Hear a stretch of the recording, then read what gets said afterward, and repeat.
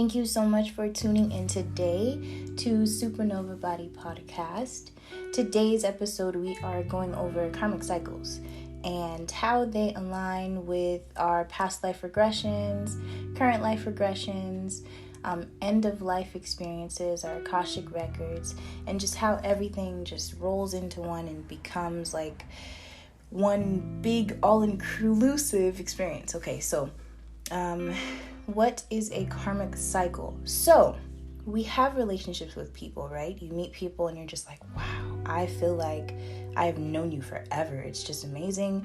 For some reason, I feel like we are just one. This is weird. And sometimes those relationships turn into friendships. Sometimes they turn into relationships. And then the relationship goes bad or something happens and it just feels like your heart has been yanked out your chest. It didn't work the way that you necessarily intended it to work. So it caused a sense of just disagreement within you. Those can be because of previous life experiences with the same people. So an example, I always use myself first or clients with their approval. So for myself, I'll use that example of my own karmic cycles, what I've done to stop them, what I've done to correct, fix, make amends with them, and why they can sometimes occur. Okay, so I explained briefly in the last episode about how we are all, in a sense, this one big tree, and we develop and we become our own trees. So we start off from this tree and we have different experiences and our branches gain different avenues, and it's like the wires of our brain, how it connects. It's just this massive infrastructure of wires and branches, okay? So what that looks like is I start my journey. I'll use my personal journey. I start my journey as Mot, okay? Mot is the goddess of law and order in a sense. She basically is the manifestation of the Libra scales. So I start my life, my existence in this galaxy, in this earth as Mot.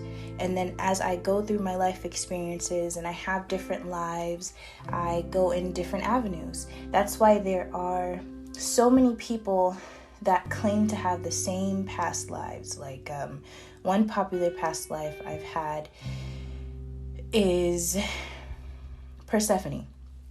So for for the purpose of today, I'll use Persephone and I'll use Mot to explain two karmic cycles that repeated in my life and in my current life manifested in the partners that I chose.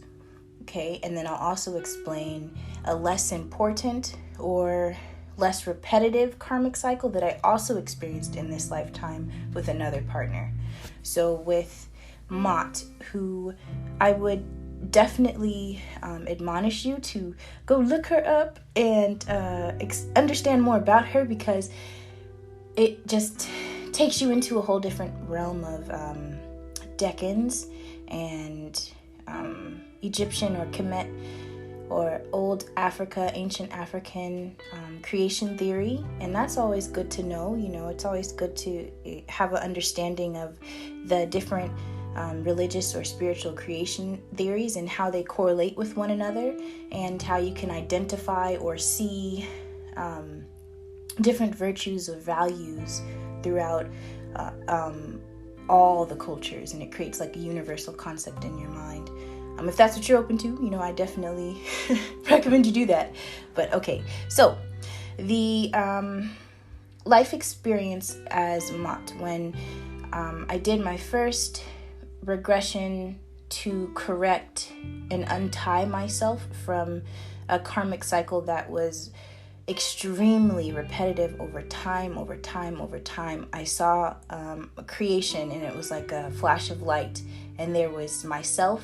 There was Thoth, as he is known in most cultures, and then there was Shashat. So I'm not sure if I'm saying that correctly, but Shashat, it's Seshat.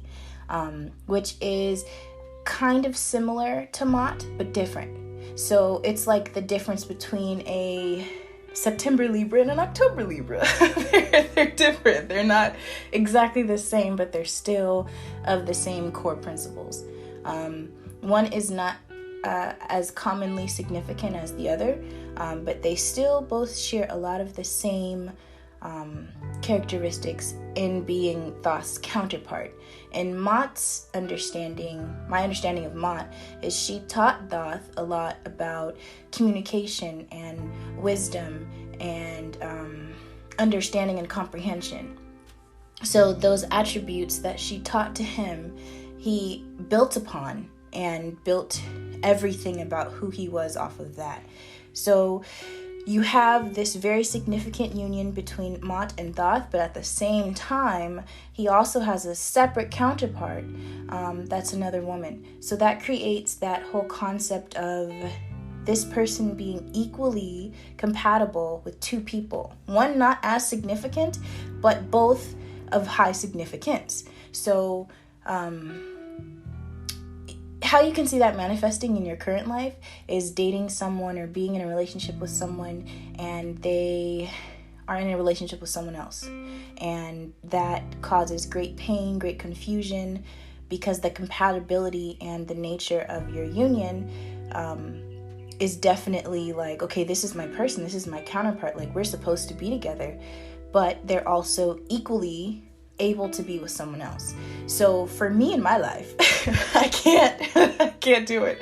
I don't enjoy that experience. I don't want to share my counterparts. I mean, there are definitely people who don't think that that's a karmic cycle, that don't want to end it, and they don't feel like it's something that they need to be done with. In fact, they're very much so in union. They have a poly relationship and they're good with that. And, that works for whoever path leads them that way. However, for my goals and my purpose and the things that I want to achieve in life, I would prefer to share my energy with one person. So it's reciprocal and it's creating like a dynamic within us versus breaking off and causing issues within me because that energy doesn't agree with this energy and you guys got your own thing going and there's deception and dishonesty. That karmic cycle I had to break for myself. So I chose to do the work, which required me to do regression work with our higher selves. So we have ourselves here on earth that we entertain others with, that we engage with people. That's who you're entertaining now. And then we have our higher self, which is our self that is dwelling. The easiest way to explain it for me is dwelling on the astral plane. So if you think of like a spaceship in the sky, and there's like a landing pad, like a platform, that is where everybody's hanging out, like the stars. The energy up there, the ether, the darkness, or the absence of light. That is where our higher self is and hangs out with our spirit guides and our ancestors, things of that nature. It's all on that realm, that playing field.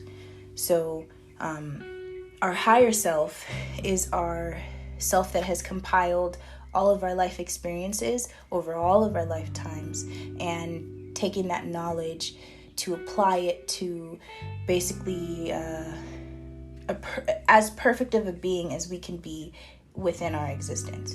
So that conversation had to happen with the higher selves of both parties, and I broke my contract with them so that my cycle would not continue. I no longer had to make up for in one lifetime. I killed them, because of the infidelity and the frustration of coming home and seeing them. In another lifetime, I was caught, in another lifetime, he chose her and I killed them. Like, there were actually a couple lifetimes where I chose murder in my existence, and that was something that I had to break, because that is a a karmic cycle where we weren't in union. We didn't want to do this together. I wanted my counterpart for myself, and they wanted the counterpart for themselves as well. It was not anything where it's like, okay, we're gonna share because we were created together, so this is fine. No, it wasn't a harmonic situation. It was chaos. It was chaos in this lifetime. So I had to break that, and I had to end that and come to amends where I stepped away from the situation and everybody had peace about it. She had more peace about it than I did stepping away. But the good thing is that I opened myself up for a new life cycle where it's not one full of karmic payback or justification or correction of what happened in a previous lifetime. It was just one of peace. So an example of what that looks like: in a previous lifetime, my first son's father, my oldest son, I and him were living in somewhere in the South, and I had a relationship with someone, and he approached me and wanted to court me, and I embarrassed him publicly. And then when my relationship with the person I was with didn't go right, I sought comfort in him. And then when it was brought to light that I sought comfort with that person sexually, I lied. And that lie resulted in him being killed, right?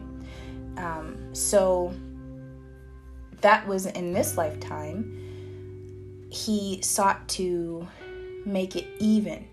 So it was, I'll impregnate you and leave you to raise that child, and everyone will know that publicly, we did have sex, and you can't deny it because we have this child as proof.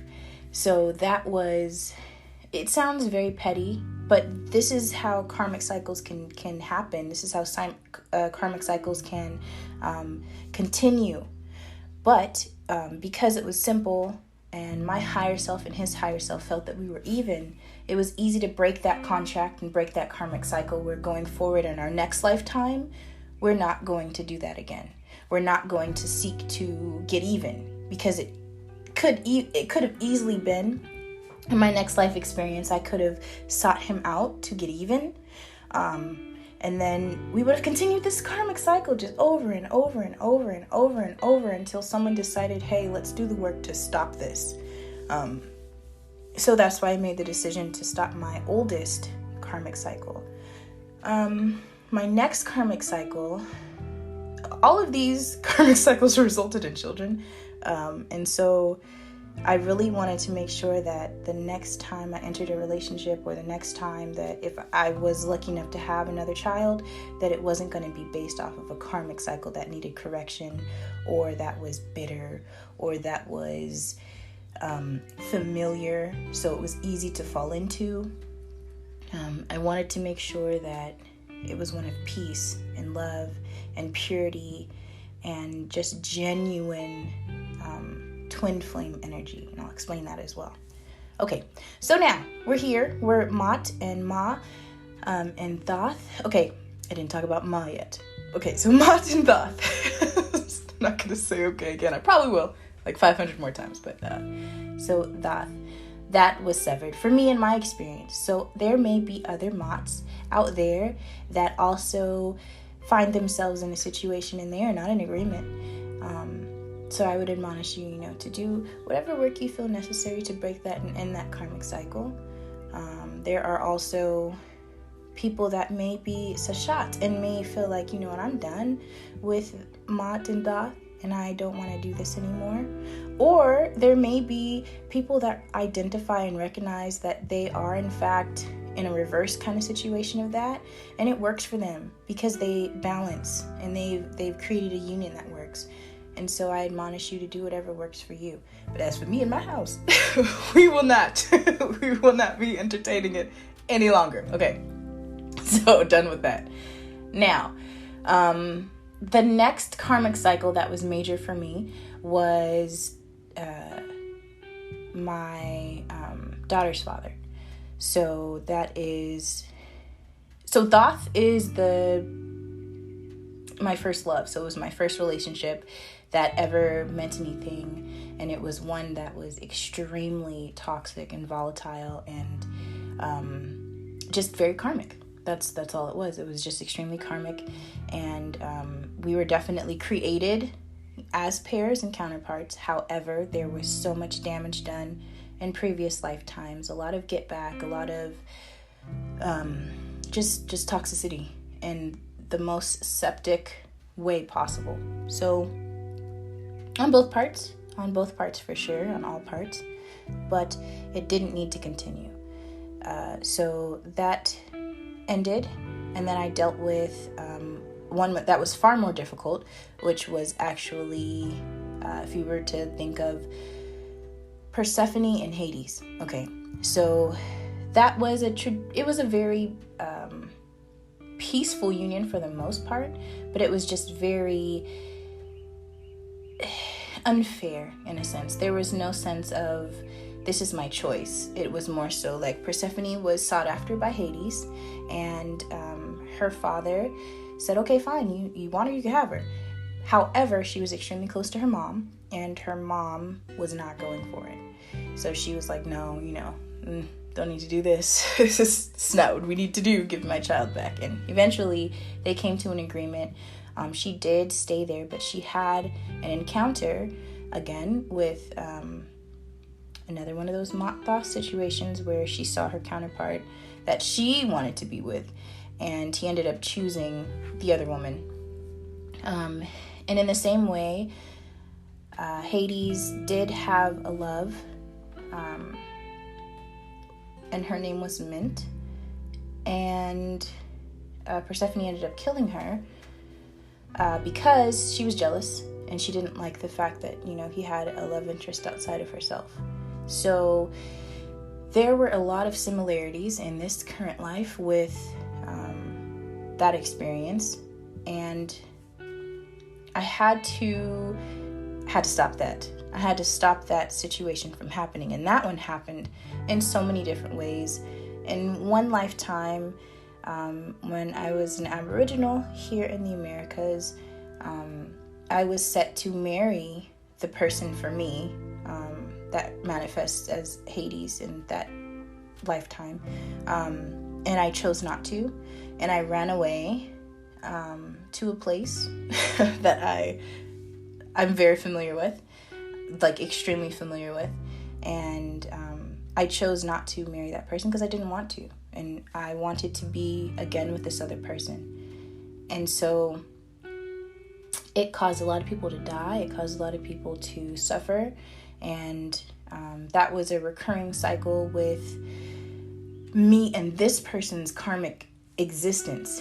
In this lifetime, it wasn't as significant, it wasn't as massive, but my decision not to be with this person did cause a lot of issues. It did cause a lot of problems, and it wasn't a peaceful, separation or break or ending. But in talking with the higher self of that person and finally coming to a resolution, we were able to both set ourselves free, because we both felt like we had to keep making this decision or choice out of guilt, out of obligation, out of fear, out of comfortability.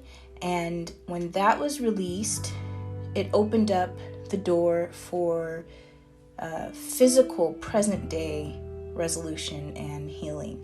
So that is the current status of that, and that's why I feel like it is extremely important to correct and break these karmic cycles with people who you fall into relationship with so simply. You meet them and you're just like, wow, I feel like I've known you forever. Yeah, because this is like the 17th time you've done it, and it's never worked. So stop, please stop, because it needs to stop. So those were stopped, and it's different because sometimes there is greater opposition in resolving things with others. There's also ancestral regression, which is something else that you do to correct for not just yourself, but for all of the people connected to you, because some things can be passed through ancestrally. That's a whole nother conversation. For this specific topic, karmic cycle breaking and ending and understanding what that looks like and how to get out of it, you do your regression, you connect with your higher self, you ask that you have a conversation with their higher self, and you come to a resolution where going forward you no longer repeat these things, you no longer repeat these cycles or relationships or encounters. Sometimes you can come back as different things. Like in one lifetime you may have been this person's parent, in another lifetime you may have been this person's best friend. Whatever the case may be, there's like a consistent loop of interaction or involvement, and it's not even just specific to romantic relationships. It can be sister relationships. It can be a cycle where they were your sister before you had major issues. They became your best friend and caused major trauma, both parties, and you stop that cycle so that it's peaceful and you can move forward in union versus move forward in more strife. There was an incident that came up too, and it was interesting to see the starting point for the issue, and you'll see it in some sense in your life. It's like, okay, let's say I have a scar on my knee and it bothers me all the time and I just can't figure out why this bothers me, and then I go back and I find out that I was shot in the knee with a bow and arrow in one of my lifetimes, and it's something that was not fixed, and the person that shot me is my husband now or something, and now I've got to figure out how to correct whatever caused this trauma and why it's manifesting in my current life, and set a new path, set a new direction. And so that new direction is what creates these different divergence pathways on the trees. So that's why there are so many different expressions or experiences of people that have had the same past life, because it's broken off into a different experience. And that's essentially what a tree is. It starts off as one thing, a seed, and then it grows into the massive tree that we see both above and below. And that happens by branching off. It happens by going a different path. So for me and my path and my life experience going forward, I don't desire to have these karmic cycles in play any longer. I don't desire to be at odds anymore. So an example of what that will look like is you see an old couple and they're just so happy. They're just chilling. They're just, minding their business. They're dancing, they're eating. They don't have no drama, and they've been together for 80 years. That is the removal of the karmic cycle drama in my mind. So I desire to, not to say that no problems ever will happen or disagreements will happen. However, the karmic portion that creates difficulty within our experience and relations with other people is corrected and it's fixed, and the work has been done to move forward. So we have our karmic partners, we have our soulmates. Our soulmates are people who we encounter in life that we made agreements with before we got here. So again, we're going back to that landing pad up in space, where we're chilling out in the ether, and while we're up there, waiting for our next trip around the sun or experience on Earth, we link up with people and we have so much fun with them, and we're like, when we get down there, let's be best friends forever. And we make that agreement, we shake on it, and we're like, this is what we're gonna do. Instant. Our souls are to be mated once we get down to Earth. And then let's say we get down to Earth and one of them is having so much fun and they're a billionaire and they're living their life, and it's just like, this is dope. And then all of a sudden, I see my soulmate. Oh my gosh. But the soulmate in this lifetime may not be as rich, or may have experienced something and this lifetime is a little different, and that soulmate is like, I don't want to do that. I'm not honoring that contract. That creates a karmic cycle right there. Or the soulmate comes down here and you guys decide to honor the contract, and you're just like, man, it's so crazy. Wow, I can't believe, it feels like I've known you forever. Yeah, because you guys already met, made a contract, and now you're here and you're honoring it and you're going forward, and karmic cycle avoided. Isn't that dope? I think so. But soulmate life is not always sexual. It is not really, doesn't really have anything to do with the nature. It's just, I have made an agreement with you to be your mailman, or I have made an agreement with you to teach you this lesson that you need along your journey so that you'll have the necessary tools to fulfill the purpose that you chose when you were up in the ether. That's another thing that we'll also discuss is our choices and how that manifests in our present day and the acceptance of that. Because it's very easy at times to say, yeah, no, I would never do that to myself. I would never choose this life. When in fact, yeah, you 100% did. A quick example is just with my own purpose. I chose to correct and fix, not just for myself, but for everyone connected to me. That was a major decision that caused me to go through a lot of things necessary for my healing, the healing of the people that I love and will encounter, and the correction of things, mainly my own choices and mistakes. So the acceptance of that in itself is a lot, when you look at it and you say, okay, I really messed up in this lifetime and I'm gonna try to fix it in this one. So in this particular lifetime, I chose to make amends for all of my own mistakes. So this is like my apology tour and my fixing, correcting, mending, and healing. So this lifetime has been all about that. It's been all about learning how to do just that and be at peace with my choice to do that, because at times it can seem overwhelming and at times it can seem like, why would I have ever decided to do this? However, it's the choice that I made, and it's a choice that every soulmate that I have decided they would help me along on that journey to fulfill. That means both good and bad.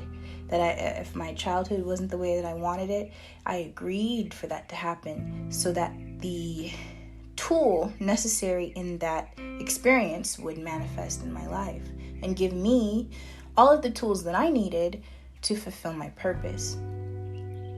So there is a reason why I would do all this work on myself and correcting and fixing my past experiences and past relationships on a higher level, so that my road to my person, my twin flame, my mirroring, building, amazing partner is clear. I don't have the hindrances, I don't have the hang-ups, I'm not missing my ex, and I'm not hung up in bitterness. It's clearing and preparing my body, my life, my space, my home, my mental, my spiritual for my twin, my counterpart.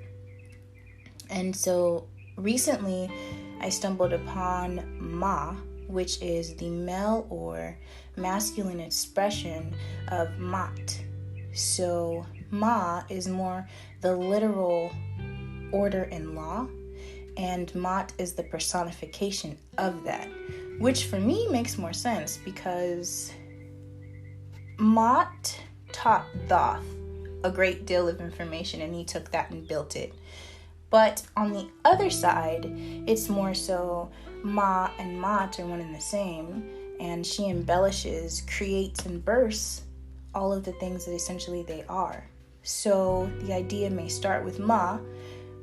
Mat may take it and make it a manifestation, which is the order for me, man, woman, child, or whatever birth creation comes out of her. And just the masculine and feminine energy. It really doesn't have anything to do with male or female, but for me, in my preference, because I am heterosexual, it is male, female, and child. But take it however it works for you. That ain't my business. It's none of my business. So, yeah. So I'm learning that there is my soul partner, my counterpart that is created in union for balance and for peace.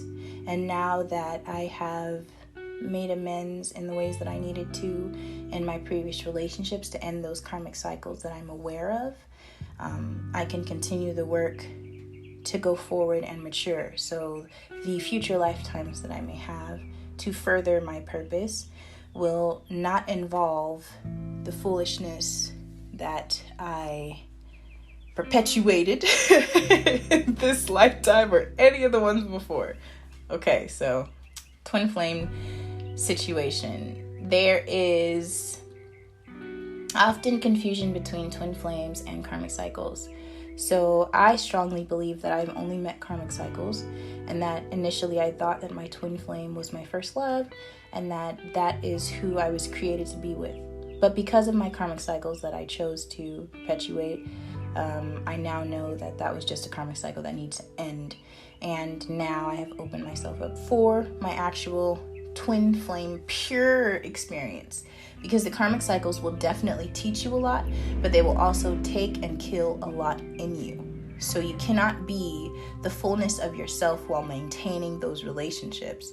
It's like being depressed or sad because they're sleeping with other people and you're contracting that energy that you don't align with. So there are some energies that I come across in my line of work that are very strong for me, that require me to do a lot of cleansing after encountering them and balancing that energy within my own so that I can continue to work with them. Over time, my body becomes acclimated to it and I can be unaffected. Initially though, it's not always a good experience.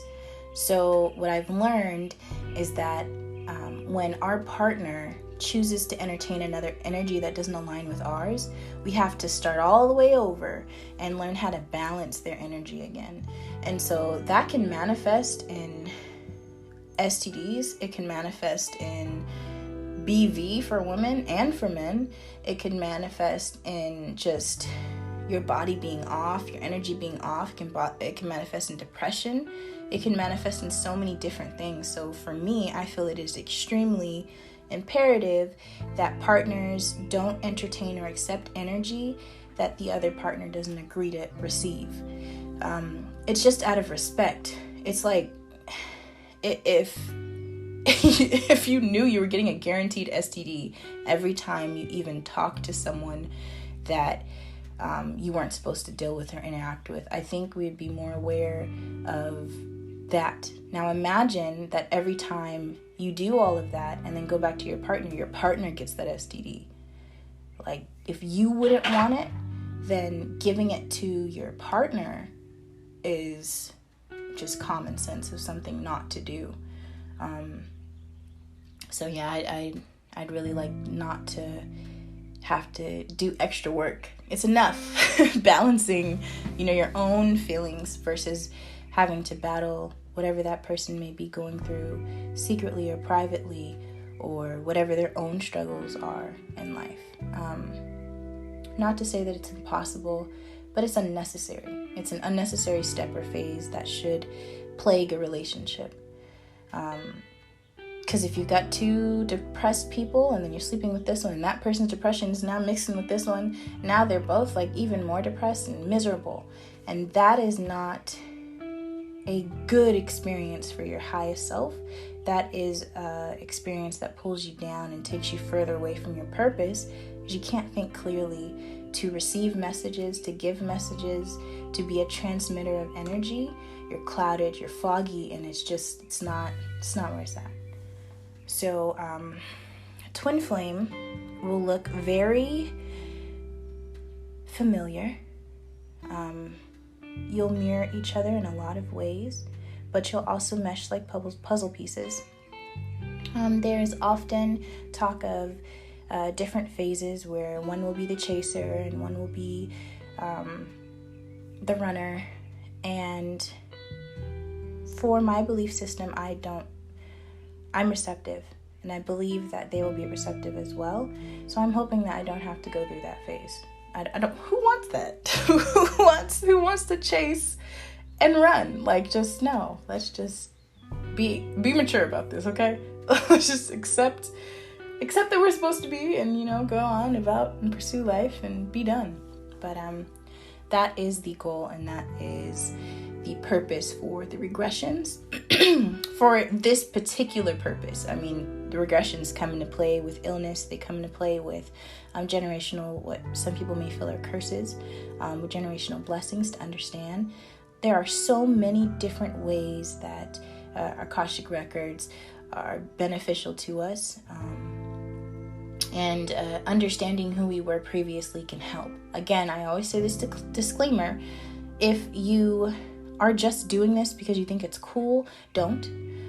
If you don't really have a reason, or you haven't been mentally prepared, or you don't feel like an intuitive urging to do so, do not. Only because before you are ready to understand, or your mentality is there, if you understand, like a quick example would be, what if in a previous life your husband was actually your father?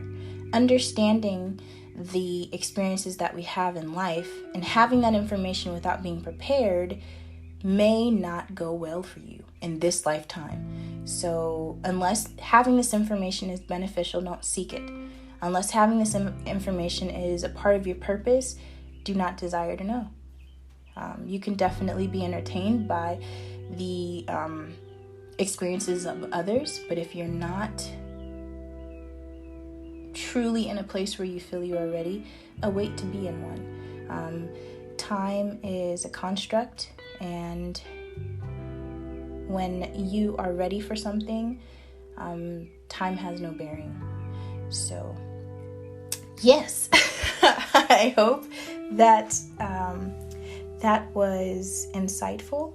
If you want to know more about soulmate contracts in a way that is easy to follow, I would recommend listening to the book on soulmates by Carolyn Miss and Andrew Harvey. They explain it in a way that is just, it is so good.